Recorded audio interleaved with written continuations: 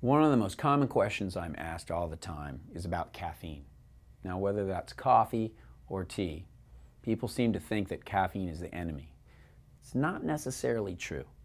The major problem with caffeine or caffeinated beverages, whether it's coming from coffee or tea, is that it dehydrates you.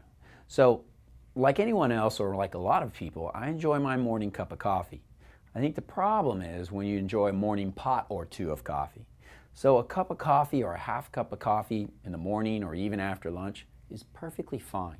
It's just about staying hydrated. The same discussion we hear about with alcohol and on the 17-day diet, and in a lot of diets they completely say, well, alcohol can be good for you in moderation, and it's true. Anything in excess can be bad for you, even things that are good for you. When you talk about alcohol, I think about coffee as well, because again, it's the dehydrational effect. So coffee or other caffeinated beverages, provided they're not sodas or things packed with sugar, aren't necessarily that horrible for you. And if you keep it in moderation and limit it to one a day or two at the most, as long as you make up for it with drinking your water, it's actually okay. Green tea is a really big thing in the 17-day diet, and we talk about it a lot. And green tea is very unique. First of all, it's going to give you a lot of energy, which a lot of us can really use. But the other thing about green tea is its effect on circulation.